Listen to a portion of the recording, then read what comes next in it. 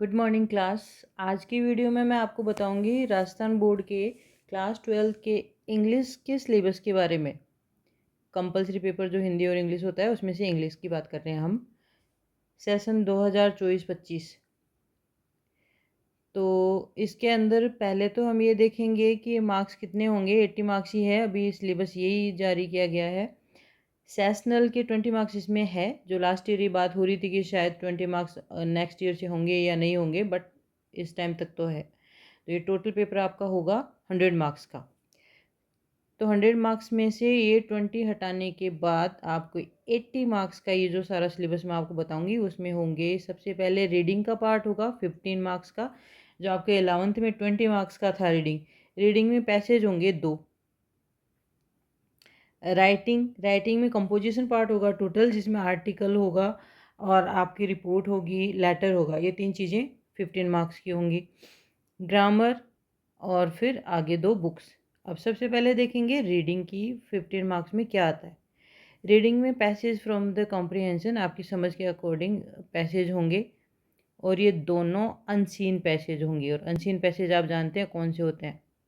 Total 700 to 900 words के होंगे ये, यानी एक ये नहीं, दोनों मिला के होंगे। जैसे पिछली बार आपके ये था 350 वर्ड्स का एक पैसेज था, तो इस बार ये 400 लगभग और के आसपास होगा। The passage will include 2 of the followings. अब इन 3 में से कोई 2 आपके पास पैसेज होंगे। फैक्चुअल पैसेज का मतलब वास्तविक पैसेज, जो जिसमें डेटाज हो, इंस्ट्रक्शंस हो, डिस्क्रिप्शन हो, यानी किसी चीज़ का वर्णन हो, रिपोर्ट जिसमें हो, वो फैक्चुअल वो होगा। या फिर डिस्कर्सिव पैसेज होगा। डिस्कर्सिव पैसेज में जिसमें वापस डिस्कर्स और आर्ग्यूमेंटल वाले जो पैसेज होते हैं वो लगभग सेम ही होते हैं। किसी बात के ऊपर उसमें वर्णन किया जाता है, आर्गुमेंटिव। और परसुएसिव यानी प्रेरक, किसी घटना से प्रेरणा मिल सकती है, किसी व्यक्ति से प्रेरणा मिल सकती है, ऐसा भी कुछ होगा। इंटरप्रेटिव भी, जिसमें इंटरप्रेटिव हो गया व्याख्या वाला। थर्ड यानी ये तीनों नहीं होंगे, इन 3 में से कोई से 2। लिटरेरी पैसेज जो होगा उसमें साहित्य से आएगी, जो ड्रामा, पोइट्री, ऐसे ये सब होगा। तो रीडिंग का अपना हो गया 15 मार्क्स का पूरा, जिसमें 2 पैसेज होंगे। और ये 700 वर्ड्स जो हैं वो टोटल है, इतने से इतने तक। एक पैसेज इतना बड़ा नहीं होगा। ये इसकी डिटेल है। ये देखो, वर्ड लिमिट 400 से 500, 300 से 400 दूसरी वाली। मार्क्स फर्स्ट वाले के होंगे 9 और सेकंड वाले के होंगे 6। तो इसके अंदर very short answer type question होंगे, और इसमें वोकेबलरी बेस्ड क्वेश्चंस होंगे। दूसरे में कॉम्प्रहेंशन वाले में देखो वेरी शॉर्ट और वोकेब। ये हो गया रीडिंग पार्ट। फिर आता है writing. 1 out of 2 short composition. Composition का मतलब कोई एक टॉपिक आपको दिया जाएगा जिसमें आपको कंपोज करना पड़ेगा। 80 वर्ड्स का ये होगा। इसमें सबसे ज़्यादा इम्पोर्टेंट ये है नोटिस, जो 11th में नहीं है और ये 12th में आता है। डिस्क्रिप्शन, आर्गुमेंट फॉर और अगेंस्ट। तो आर्गुमेंट वाला एडवर्टाइजमेंट और नोटिस मोस्टली एक ऑप्शन में आ जाते हैं, और ये होंगे आपका 4 मार्क का 80 वर्ड्स का। राइटिंग में सिर्फ एक यही नहीं है, आगे देखते हैं इसमें और क्या है। रिपोर्ट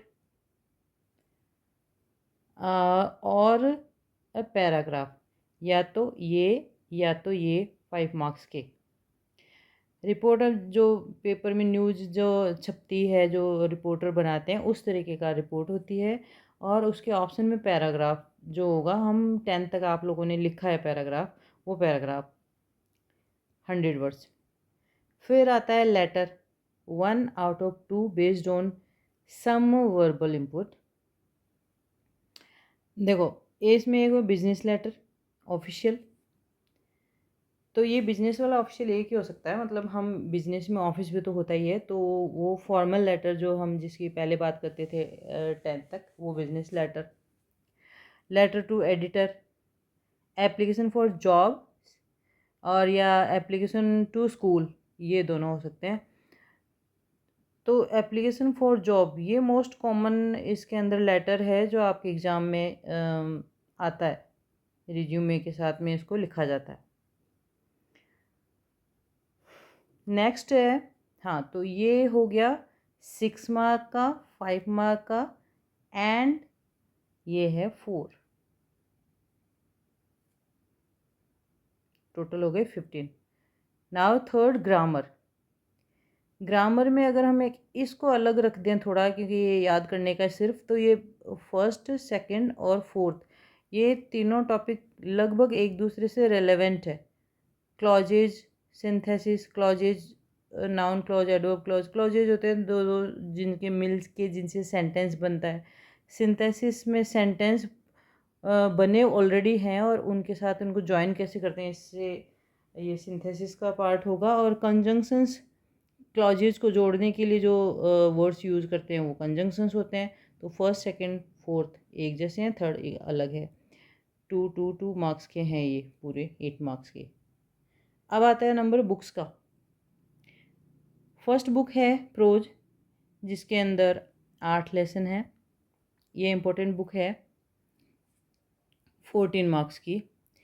और इसके अंदर 8 लेसन में से आपको बड़े और छोटे क्वेश्चन, एक तो ये बड़ा होगा, फिर 4 मार्क्स का होगा, फिर दो दो के, ये देखो 6, 4, 2, 2।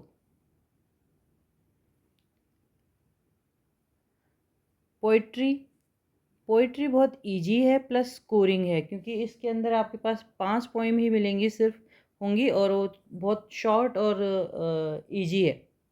तो ये स्कोरिंग पार्ट है अपना। इसमें एक सिंपल सा रेफरेंस टू द कंटेक्स्ट, जो पोइम में से 4 लाइन आपको दी हुई, ये पोइम कौन सी, ये लाइन कौन सी पोइम की है और किसने लिखा है, इस तरीके का क्वेश्चन पूछा जाएगा सीधा 6 मार्क्स का। और उसके बाद में है 4 मार्क्स, इसमें छोटे क्वेश्चन होंगे और 2 एंड प्लस, तो 6, 4 एंड 4, ये 14 मार्क्स तो बहुत ही इजी हैं जो आसानी से मिल जाएंगे। नेक्स्ट सेकंड बुक है विस्ताज। इसमें से भी आपको 6 जो मल्टीपल चॉइस क्वेश्चन होंगे, ये तो ये होंगे कि इसमें ABCD वाले क्वेश्चन जो 6 आउट ऑफ 6 आसानी से लिए जा सकते हैं, और 2 छोटे क्वेश्चन एक बड़ा। तो ये हो गया आपका क्लास 12th का इंग्लिश सब्जेक्ट के लिए, कंपल्सरी इंग्लिश सब्जेक्ट के लिए सिलेबस। मुझे लग रहा है कि आपको ये सारा कुछ समझ में आ गया होगा और आपको इससे काफ़ी हेल्प मिलेगी। Thank you.